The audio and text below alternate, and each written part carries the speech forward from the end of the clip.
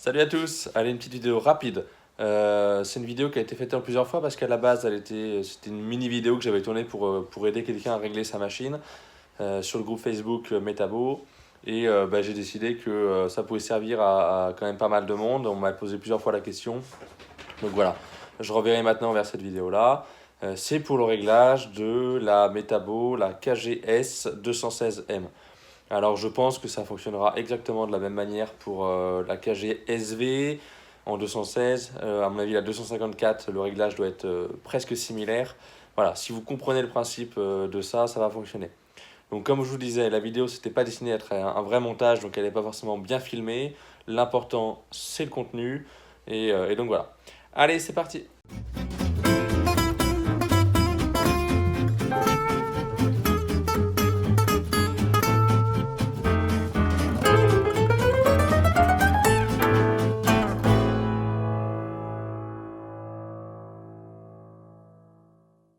Pour le réglage de la scie, je viens tout simplement mettre dans l'encoche à 0, pas la flèche. Si la flèche elle est décalée d'1 degré, c'est pas très grave, on la corrigera après.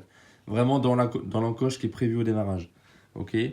Ensuite, pour le guide, tu as deux vis de chaque côté, donc deux là et deux ici, derrière. Donc ça, je les défais. Alors je les desserre tout doucement, juste qu'elles soient un tout petit peu grippées, mais qu'on puisse quand même bouger le guide. Ensuite, moi j'ai une planche qui est parfaitement coupée à 90 degrés. D'accord. Je viens la mettre. Alors là, j'ai le laser qui est démarré, mais. Je viens la mettre comme ça. Et ensuite, je viens juste poser ma lame sur le bord. Bon, là, elle n'est pas sur le bord, mais t'imagines qu'elle est vraiment sur le bord. Je ne peux pas le faire en filmant. T'imagines qu'elle est vraiment sur le bord. Je viens avancer tout le long, voir si elle est toujours équidistante. Ah, on n'est pas à une pichenette près, je peux pas vérifier parfaitement, mais bon voilà.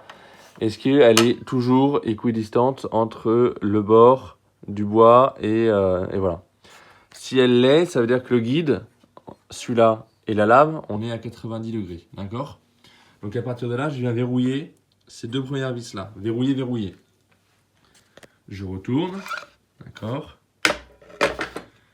Je procède de la même manière de l'autre côté. Ça, c'est voilà, toujours de la même manière. Et ensuite, il suffit de venir contrôler, tu vois, que ici, tout le long, on soit parfaitement à fleur entre les deux guides. Donc là, c'est le cas, tu vois, c'est parfaitement à fleur. À partir de là, je verrouille mon deuxième, ça on était là. Ensuite, si j'ai un décalage ici, je vais tout simplement venir dévisser ça et remettre ma flèche sur le 0. Je resserre. À partir de là, tous tes angles seront bons. Moi, c'est ma façon de faire. Il y a peut-être d'autres façons, mais voilà. Pareil, le laser, il se règle. Tu vois, moi, si je me mets là, tu vois, à peu près deux, tu vois, moi, mon laser, il vient parfaitement. Alors, je sais pas si ça va faire la mise au point. Voilà, il vient parfaitement au bord de la lame. Donc, c'est un peu chiant à régler le laser, mais ça se fait. Ok? Donc, c'est assez simple. Sur ta machine, de chaque côté, tu as un contre-écrou un écrou du coup, qui sert de contre-écrou, qui est fixé sur une petite vis, d'accord? Tu en as une de chaque côté. Du côté gauche, d'accord, si tu regardes ta machine de face, du côté gauche, celle-ci, sert à venir régler l'angle ici. L'angle pour retrouver ton 0, d'accord? Celle-ci sert à venir régler l'angle des 45 degrés, ok? C'est inversé. Donc, là, on va pas faire celle-ci pour l'instant. Donc, on va la remettre droite, la machine. Je vais mettre la machine droite. Je vais vérifier. Donc, toujours pareil, un petit système. J'aime bien, c'est plus pratique que des équerres. Des belles planches bien coupées à 90. Ok. Et là, clac. Je regarde si je touche partout. Là, tu vois, je touche pas trop en haut. Il faudrait que je redresse un petit peu.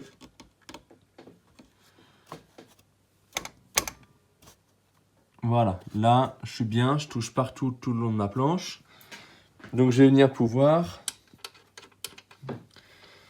prendre une clé Allen, venir mettre cette vis en butée, d'accord? Une fois qu'elle est en butée, je resserre le contre-écrou pour pas que ça bouge.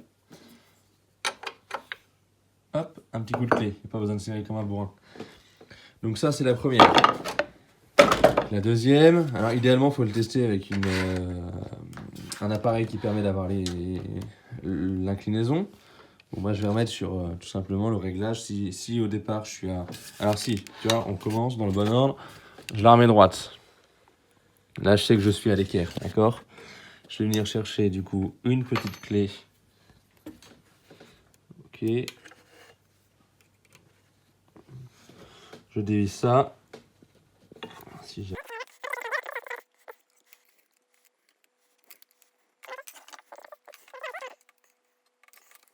Bon, j'arrive pas à le dérégler, à régler. Mais bon, tu vois, le but, en gros, c'est de venir le régler pour mettre ta butée sur le 0, ok? Là, je suis à peine sur le 0, donc je vais me mettre à peine sur le 45 degrés. Je réglerai, mais sans la caméra et tout, ce sera plus simple. Donc, tu vois, je me mets, du coup, à peine sur le 45 degrés. Voilà, je suis en butée. Donc, il faut que je vienne redévisser celle-ci. Ok, je descends, je me mets à peine sur le 45.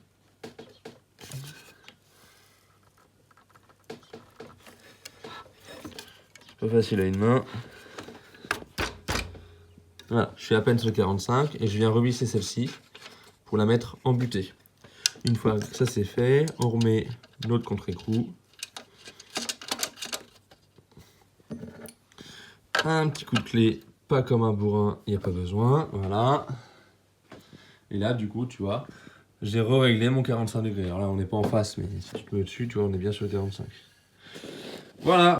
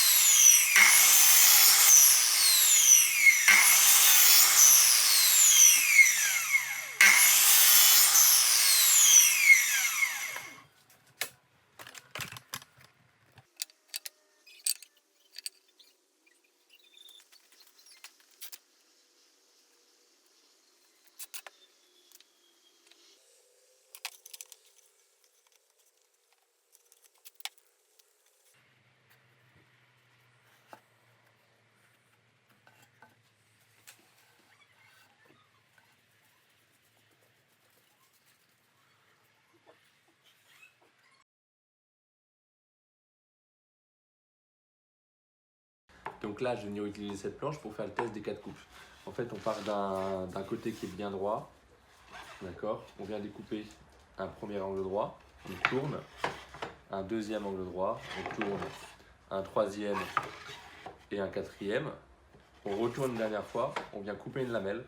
On vérifie avec un pied à coulisse la taille de la lamelle, la largeur de la lamelle ici et ici.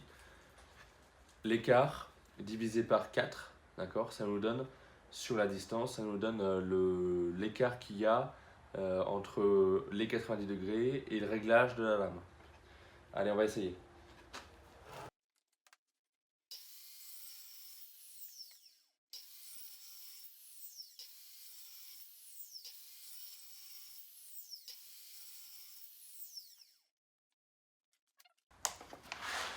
Ensuite, on prend un pied à coulisse. Voilà, donc moi c'est un KS Tool. C'est peut-être pas ce qui fait mieux, mais ça marche pas mal. On fait le 0. D'accord.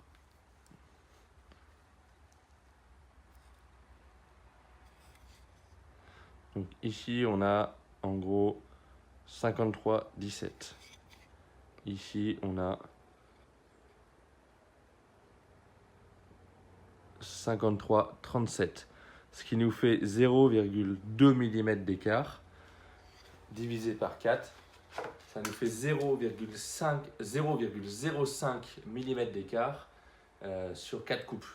D'accord? Donc sur environ, si je mesure, On est quand même sur un morceau qui fait, il faisait peut-être 26-27 cm au départ. Donc sur 26-27 cm, on a 0,05 mm d'écart avec une scie à 200 €. Voilà, donc c'est pas mal. À mon avis, ça pourrait être amélioré puisque moi j'ai fait mes réglages avec une équerre Facom, certes, mais pas une équerre de classe très élevée. Peut-être qu'avec une équerre un peu plus haut de gamme, une équerre de mécanicien bien réglée, une belle équerre à 100 ou 120 €. Après, est-ce que c'est justifié de mettre ce prix-là pour une machine voilà. Cela dit, ça fonctionne très bien comme ça, on arrive à faire des belles choses et c'est parfait. Voilà, les coupes à 45, c'est pareil, ça fonctionne très très bien, il n'y a pas de souci. De toute façon, si le réglage est bon sur le 90, il y a de fortes chances que le réglage soit bon sur le 45 degrés. Voilà, allez, on se retrouve très vite pour une prochaine vidéo. Allez, ciao!